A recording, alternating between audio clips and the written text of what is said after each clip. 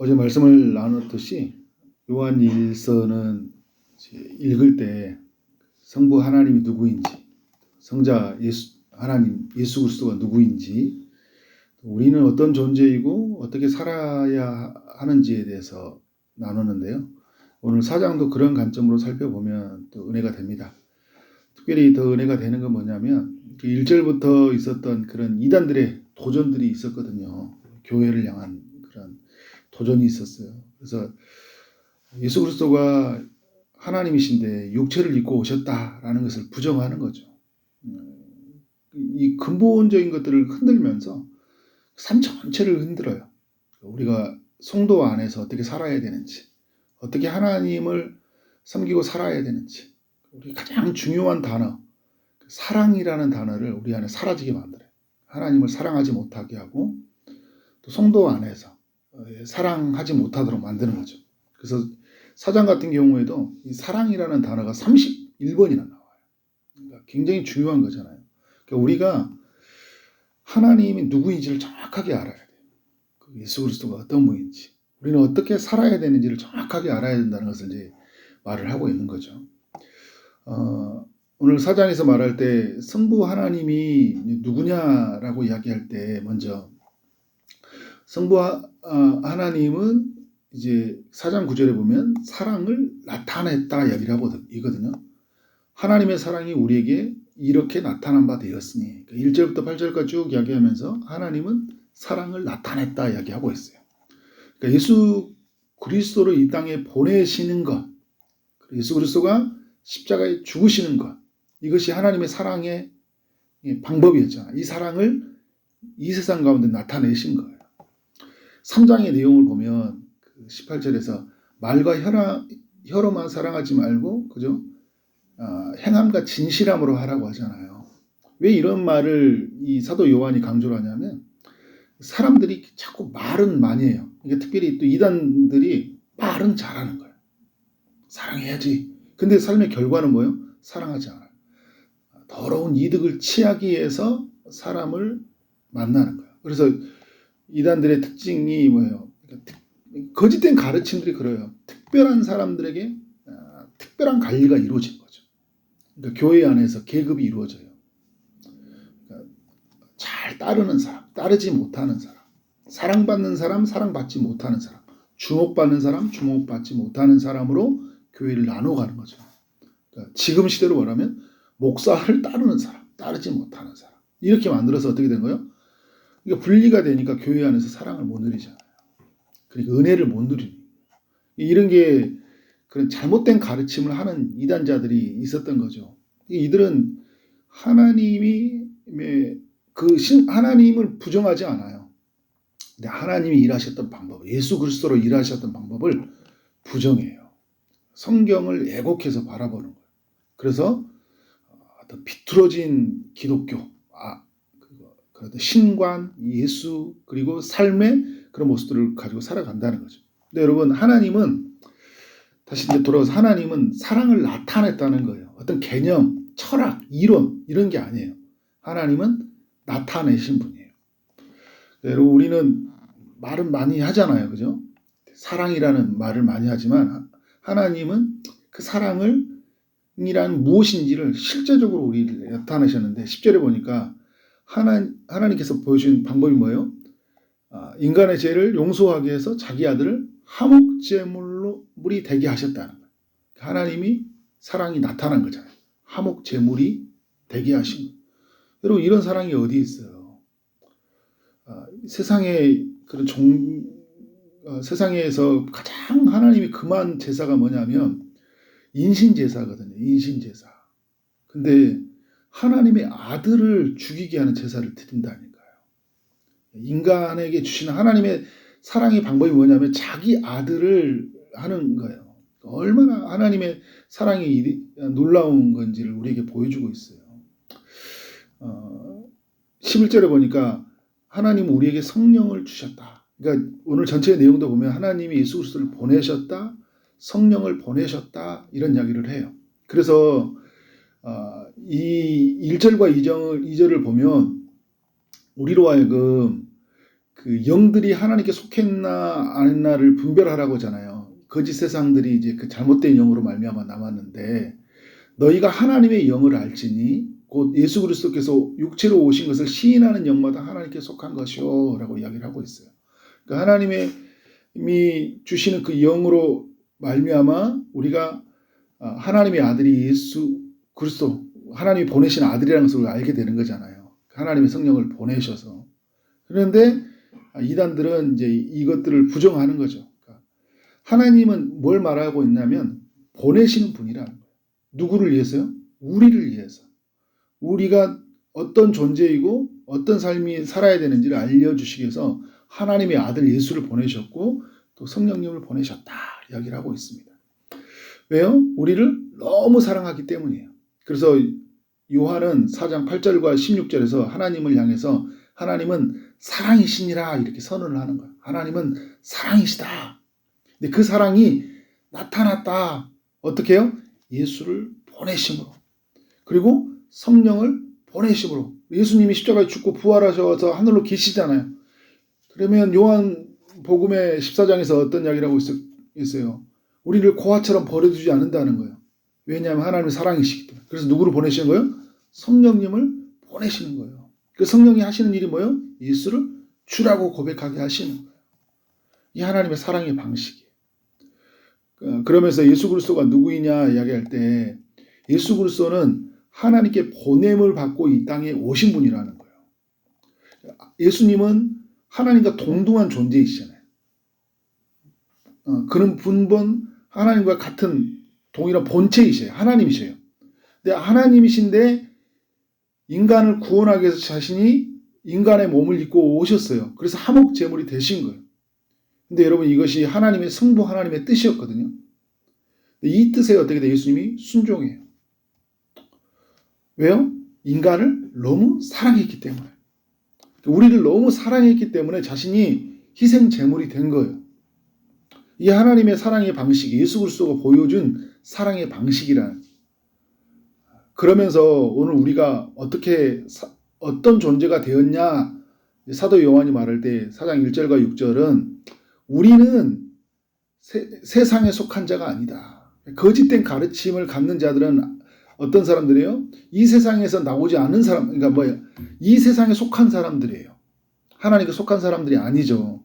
그러나 우리는 예수 그리스도를 주라 고백함으로 말미암아 하나님의 사랑을 입은 자로서 누구예요? 우리는 하나님께 속한 자가 되었다는 거예요. 하나님께 거하는 자가 되었다는 거예요. 무엇을? 하나님의 사랑으로 말미암아 이 모든 것이 이루어졌다. 요한이 말하고 있어요. 4장 15절에 보니까 이런 이야기 하잖아요.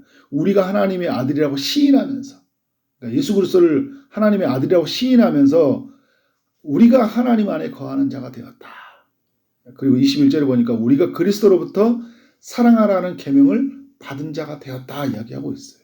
우리는 그런 사람이에요. 우리는 하나님께 속한 자이고 우리는 예수 그리스도를 주라 고백하면서 그 안에 거하는 자가 되었고 그의 계명을 받은 자가 되었다는 거예요. 이게 그리스도인이 가지고 있는 정체성인 거죠. 그러면서 이 사장이 우리에게 어떤 삶을 요구하고 있는 거예요? 오늘 이야기할 때 이 요한은 가장 이 사도 이 요한이 일서에서 강조하는 건 뭐냐면 하나님이 누구인지 예수 그리스도가 누구인지를 알라고 지금 이 서신을 쓰고 있는 거잖아요. 그래서 1절부터 이야기하는 것도 뭐냐면 분별하라 이야기를 하고 있잖아요. 우리가 잘 분별하고 살아야 돼요. 이 분별은 어디서 올까요? 알면서 오는 거예요. 우리가 잘 알아야 돼요. 모르면 이상한 기독교가 되어진다니까요. 그러니까 예수 믿으면 천국 갑니다. 이게 중요한 진리죠. 그런데 여러분 여기 안에만 갇혀서 우리가 잘못 가버리면 잘못된 우리가 믿음을 가지고 살아갈 수 있는 게 굉장히 많이 있어요. 이단들이 거짓된 가르침들을 주는 사람들이 얼마나 이것을 흔들어 버리는지 몰라요. 그런 면에서 여러분 우리가 말씀을 잘 알아야 되죠.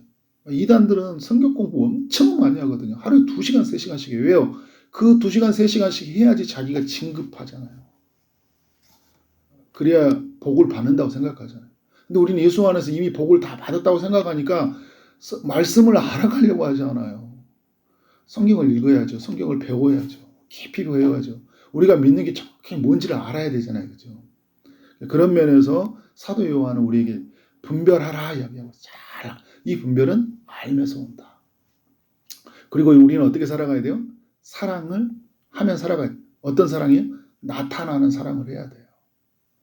하나님이 우리에게 사랑을 하셨잖아요. 어떤 사랑이요? 화목제물로 자신의 아들을 주시는 그 사랑을 나타내시는 사랑을 하셨어요. 우리는 어떤 사랑을 해야 됩니까? 우리에게 가지고 있는 주님이 주신 사랑을 나타내야 돼요. 제가 처음에 말했던 것처럼 이 사랑이라는 단어가 31번이나 나오는 거죠. 우리가 바른 믿음은요, 바른 삶으로 나오게 되어 있거든요. 바른 믿음이란 게 뭐예요? 사랑의 하나님을 믿는 거잖아요. 그럼 삶이란 게 뭘까요? 사랑하는 삶으로 나온다니까요. 사랑이 나오게 되어 있어요. 사랑이 나와 다른 사람들을 사랑하게 되어 있는 거예요. 여러분, 성경에서 말하는 사랑이 어떤 사랑이에요? 하나님을 사랑하라. 내 이웃을 사랑하라. 서로 사랑하라. 원수를 사랑하라. 형제를 사랑하라. 이렇게 계속 이야기하잖아요. 우리는 어떻게 살아가야 돼요? 이런 사랑의 방식으로 살아가야 되죠.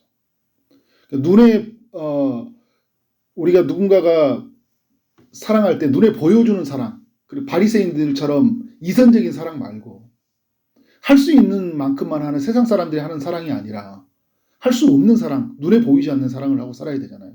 아무도 없더라도 하나님과 나와의 관계성 속에서 하나님을 사랑하고 그 하나님을 사랑하는 사람들을 어떻게 내가 사랑하고 살아가는 거. 그러니까 여러분, 내가 좋아하는 사람만 하는 그런 제한적인 사랑이 아니죠. 예수 믿는 사람들은 나한테 잘해주는 사람만 해주는 사랑이 아니에요. 어떤 조건적인 사랑이 아니에요. 왜냐하면 하나님은 조건적이지 않고 제한적이지 않았거든요. 제한 없이 무조건적으로 전부를 사랑하셨던 하나님이시잖아요. 자신을 죽였던 팔았던 가룟 유다마저 사랑하신, 자신을 미워하고 자신을 원수로 여겼던 이들을 사랑하신 예수님 십자가에서 저들의 죄를 용서하여 주옵소서라고 기도하시잖아요. 이런 사랑의 방식이 성도의 삶의 방식이라는 거예요. 그래서 여러분, 바른 삶은 바른 삶으로 나온다. 그 바른 삶은 어떻게 해요? 사랑으로 나타나게 되어 있다는 거예요. 그러니까 이 요한은 그리스도인이라는 것을 누구냐 이야기할 때 이 사랑이라는 단어를 딱 떠오르는 거예요. 그리스도인은 사랑이라는 단어에 붙들려 있는 사람이다. 사랑이 나타나야 된다는 거예요. 그래서 계속 이 사랑이라는 단어를 3장에서는 11번 이야기하고 4장에서는 31번이라 이야기하고 있어요. 그래서 12절에 우리가 사랑하면 하나님이 우리 안에 거하시고 그의 사랑이 우리 안에서 온전히 이루어진다. 이런 표현을 되게 많이 써요. 사랑할 때 어떻게 하냐면 주님이 우리 안에 거하시고 그 사랑 안에서 온전히 이루어진다는 거예요. 그러니까 여러분, 하나님이 사랑하신다는 거 알죠? 근데 우리가 사랑함으로 나아갈 때 하나님이 이렇게 우리를 사랑하셨구나 라고 알고, 그리고 이 사랑이 얼마나 우리에게 위대한 힘이라는 것을 알게 되는 거예요. 사람들이 변화되는 거예요. 그리고 내 안에서도 큰 변화가 일어나는 거예요. 하나님의 용서의 크기를 알게 돼요. 그 하나님의 십자가의 능력이 얼마나 큰지를 알게 되는 겁니다.